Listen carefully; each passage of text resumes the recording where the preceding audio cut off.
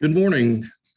My name is Grant Swartzwelder, president of OTA Environmental Solutions. And on behalf of our company, we're very excited about being able to make this presentation to the Darcy Partners.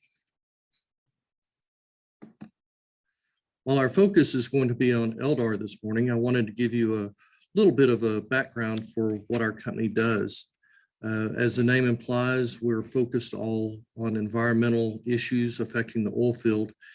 Think of us as a triangle, or our services as a triangle. And one point is equipment, where we manufacture vapor recovery units, flares, combustors, burner management systems, and a lot of peripheral equipment.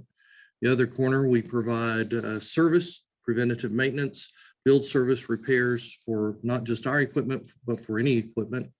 And then thirdly, and probably just as important as any of them, is the environmental consulting. We have a team of 8 environmental consultants that help with phase 1's, tier 2 greenhouse gas, and really are the linchpin for our LDAR program. Let's first talk about what the requirements are. I think most people know what that is, but just in case, let's just run through it. Typically on presentations like this, I won't just read these slides, let y'all read it. I'll hit some of the high points. If you have questions at the end, happy to discuss those with you. I think the main thing here is what is applicable. And one of the biggest parts is that date, September 18th, 2015. That is a cutoff after which you run the risk of being Quad OA affected. Then you need to understand what type of equipment and what type of activity might cause you to be affected. The second bullet point is a key one because it talks about being hydraulically fractured or refractured. That is a key part to being Quad OA affected. Then from an equipment standpoint, if you look, you'd really want to focus on more of what's applicable, which unfortunately is most things except for a standalone wellhead compressor or a wellhead making up the location.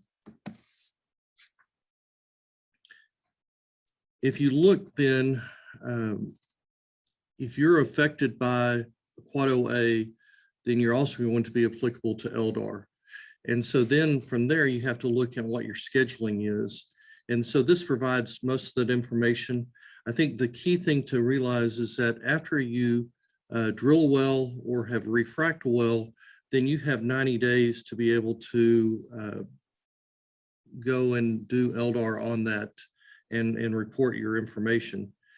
Then if you have leaks, you have 30 days to get them fixed, and then you have 30 days additionally to be able to go and report and confirm that, that all the leaks have been taken care of.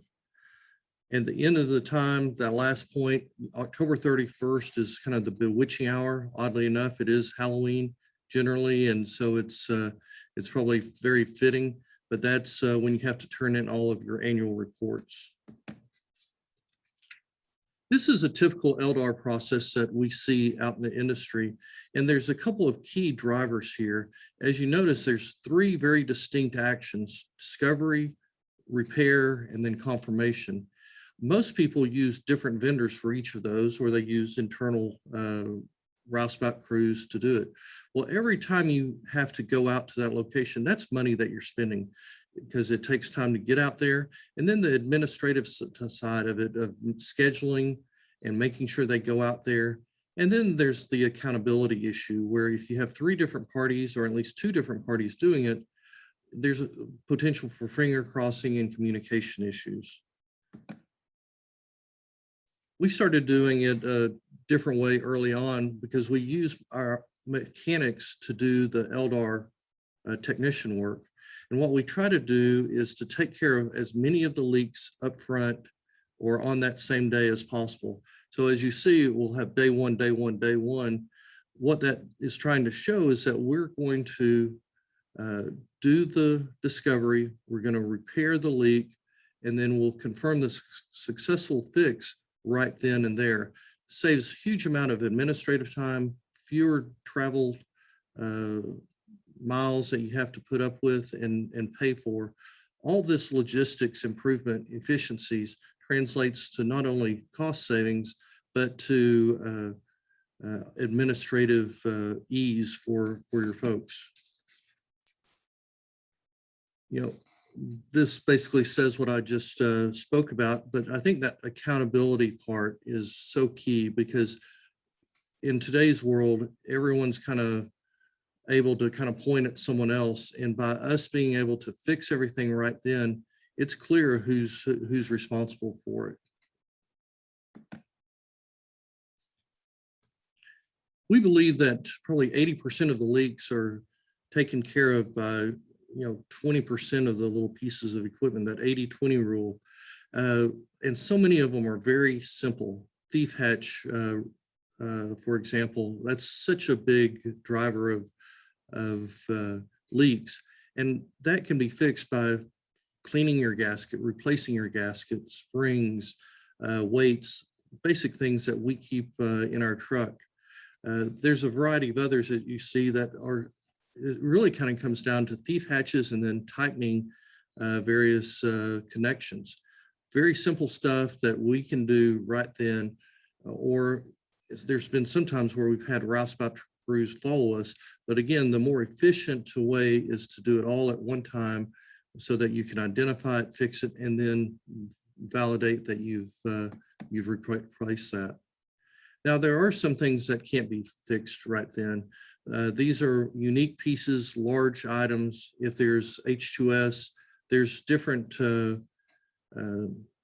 items that really require more planning or being able to bring out the right type of equipment. The other thing to keep in mind is that a lot of the large pieces of equipment might be rented, especially on the compressor side. Well, we don't want to take the liability of fixing that. You don't want to pay for that since it's a rental unit. So there's several pieces of equipment that are really better for the operator, the owner to take care of. But again, these represent a small portion of the number of the repairs that are really causing your leaks. In today's world, automation is such a critical part, because what you're trying to do is do more work with less people and do it in a more timely and maintain that data. And automation and kind of a computer or web-based system that we're using has really helped that. We started off doing SmartSys, that's the name of our tracking system for field service and preventative maintenance. It grew into being able to do LDAR, where our field technicians are able to do all the recording of their data on the laptop out in the field. That flows through, allows us to do quality control, and then do various reports, whether it's daily reports to let you know what's been done and what the issues are, what the repairs were done, all the way down to the final report. Then once you do the final report, you have to worry about that annual submission. Well, this allows for that to be done more efficiently also. Obviously, the standardization, the QC benefit of this, the time efficiency of this is really very beneficial. That's a quick overview. Wanted to leave us plenty of time for questions, and look forward to answering anything that you might have. Thank you.